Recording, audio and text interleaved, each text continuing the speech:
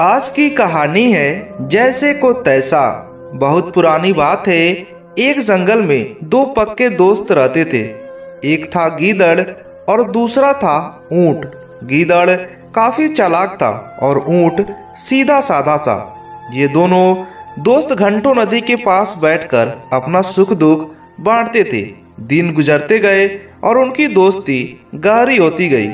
एक दिन किसी ने गीदड़ को बताया कि पास के खेत में पके हुए तरबूज हैं। यह सुनते ही गीदड़ का मन ललच गया, लेकिन वह खेत नदी पार था। अब नदी को पार करके खेत तक पहुंचना उसके लिए मुश्किल था, इसलिए वो नदी पार करने की तरकीब सोचने लगा। सोचते सोचते वो ऊंट के पास चला गया। ऊंट ने दिन के समय गीदड़ को देखकर पूछा, मित्र तुम यहाँ कैसे? हम तो शाम को नदी किनारे मिलने वाले थे। तब गीदड़ ने बड़ी चालाकी से कहा, देखो मित्र, पास के ही खेत में पके तरबूज है। मैंने सुना है तरबूज बहुत ही मीठे हैं। तुम उन्हें खाकर खुश हो जाओगे, इसलिए तुम्हें बताने चला आया। ऊंट को तरबूज काफी पसंद था। वह बोला, वाह, मैं अभी उस गांव में जाता हूँ। मैंने बहुत समय से तरबूज नहीं खाए। ऊंट जल्दी जल्दी नदी पार करके खेत जाने की तैयारी करने लगा। तभी गीदड़ ने कहा, दोस्त, तरबूज मुझे भी अच्छे लगते हैं, लेकिन मुझे तैरना नहीं आता। तुम तरबूज खा लोगे तो मुझे लगेगा कि मैंने भी खा लिया। तभी ऊंट बोला, तुम चिंता मत करो, मैं तुम्हें अपने पीठ पर बैठाकर नदी पार कराऊंगा, फिर साथ में मिलकर तरबूज खाएंगे। ऊंट ने जैसा कहा था वैसा ही किया। खेत में पहुंचकर गीदड़ ने मन भर तरबूज खाए और खुश हो गया। खुशी के मारे वह जोर जोर से आवाजें निकालने लगा। तभी ऊंट ने कहा, तुम शोर मत मचाओ, लेकिन वो नहीं माना। गीदड़ की आवाज सुनकर किसान डंडे लेकर खेत के पास आ गया। गीदड़ चालाक था, इसीलिए जल्दी से पेड़ों के पीछे छुप गया। ऊंट का शरीर बड़ा था, इसीलिए वो छुप नहीं पाया। किसानों ने गुस्से के मारे उसे बहुत ही मारा। किसी तरह अपनी जान बचाते हुए ऊंट खेत से बाहर निकला। तभी पेड़ के पीछे छुपा गीदड़ बाहर आ गया। गीदड़ को देखकर ऊंट ने गुस्से में पूछा, तुम क्यों इस तरह से चिल्ला रहे थे? गीदड़ ने कहा, मुझे खाने के बाद चिल्लाने की आदत है, तभी मेरा खाना पचता है।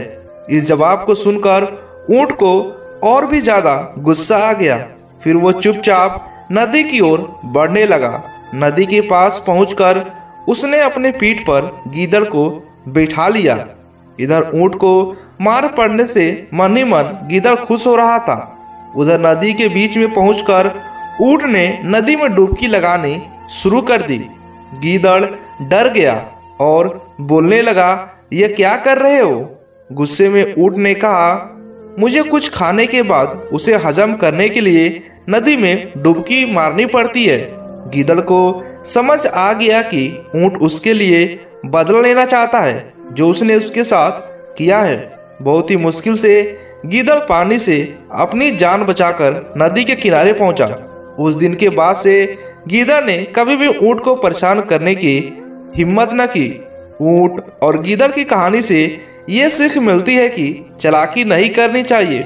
अपनी करनी खुद पर भारी पड़ जाती है। जो जैसा करता है वो वैसा भरता भी है। नंबर 2, अगली हमारी कहानी है हाथी और दर्जी। सालों पहले एक गांव रत्नापुर में एक जाना माना मंदिर था। उस मंदिर में एक पुजारी हमेशा पूजा पाठ किया करते थे। उस पुजारी के पास एक हाथी था जिसे वो अपने साथ रोज मंदिर लेकर जाया करते थे। सभी गांव के लोग हाथी को बहुत ही पसंद करते थे। हाथी भी मंदिर में आने वाले सभी श्रद्धालुओं का खूब स्वागत सत्कार किया करता था। सुबह पूजा पाठ खत्म करके पुजारी अपने हाथी को नहलाने के लिए तालाब में लेकर जाते थे। रोज हाथी तालाब में नहाने के बाद घर लौटते समय दर्जी की दुकान पर रुकता था। दर्जी भी रोज हाथी को प्यार से एक केला खाने को देता। हाथी केला खाने के बाद अपनी सूंड से दर्जी को नमस्ते कर कर पुजारी के साथ घर चला आता था। ये सब हाथी और पुजारी की रोजमर्रा की जिंदगी का एक हिस्सा था। एक दिन हाथी जब दर्जी की दुकान पर केला खाने के लिए रुका तो दर्जी को शरारत करने का दिल हुआ।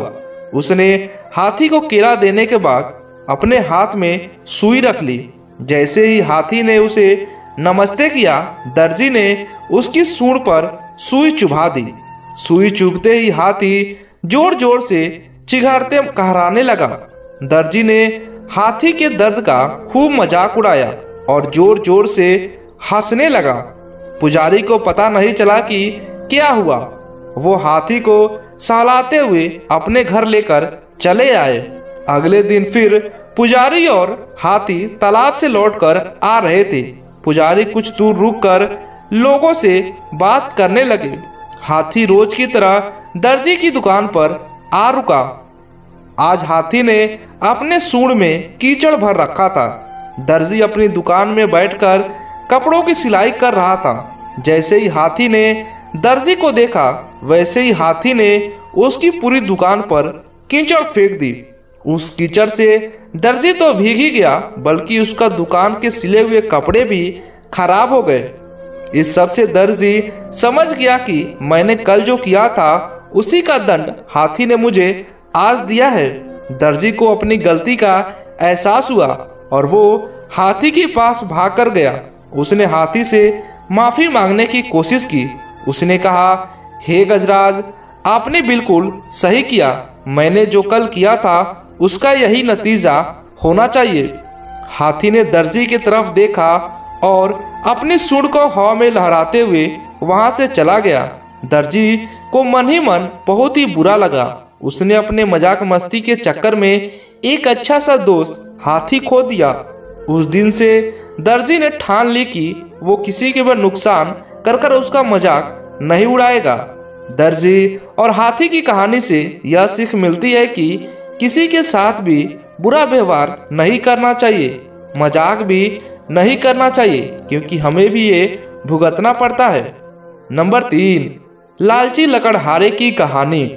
सोहनपुर गांव में रामलाल नाम का एक लकड़हारा रहता था। वो अपनी जीविका चलाने के लिए गांव के पास ही जंगल में रोज लकड़ियां चुनता और उसे बेचकर कुछ पैसे कमा लेता। इसी तरह उसका गुजारा चल रहा था। कुछ दिनों के बाद रामलाल की शादी हो गई। उसकी पत्नी बड़ी खर्चीली थी, इसीलिए अब उसकी लकड़ियां बेचकर घर चलाना मुश्किल हो गया था। ऊपर से रामलाल की पत्नी कभी नए कपड़े खरीदने के लिए तो कभी किसी दूसरे चीज को खरीदने के लिए रामलाल से बार बार पैसे मांगती थी। अगर पैसे न मिले तो रूठ जाती थी। रामलाल अपनी पत्नी से बहुत ही प्यार करता था, इसीलिए उसकी नाराजगी को बर्दाश्त नहीं कर पाता था। रामलाल ने ठान लिया कि अब वो ज्यादा लकड़ियां इकट्ठा कर कर बेचेगा, ताकि उसकी पत्नी को रोज रोज पैसे की कमी ना हो। पत्नी की इच्छा पूरी करने के लिए आज रामलाल घने जंगल तक चला गया और बहुत सारी लकड़ियां चुनकर बाजार में बेच दी।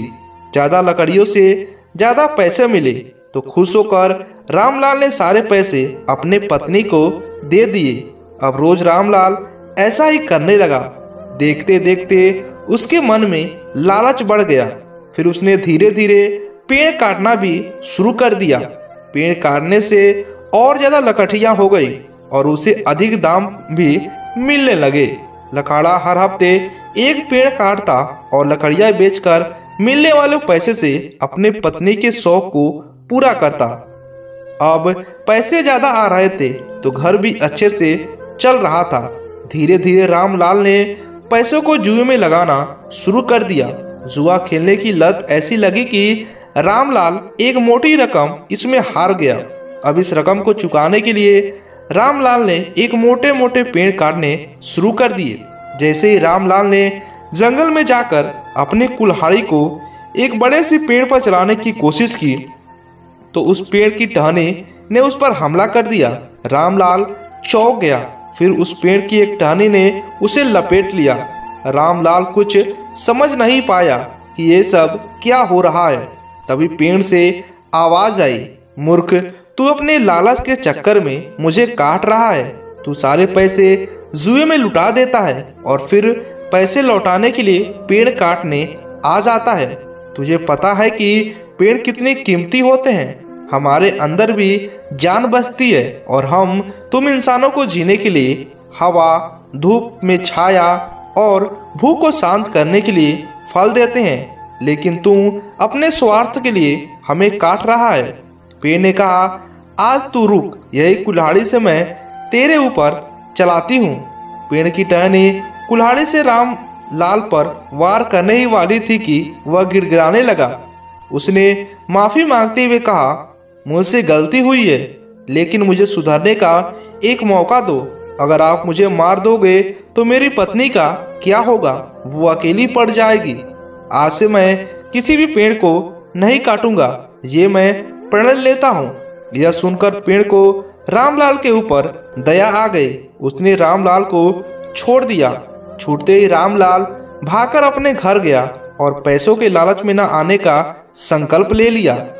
लालच में आकर पर्यावरण के साथ खिलवाड़ नहीं करना चाहिए। यही इस कहानी से हमें सीख मिलती है।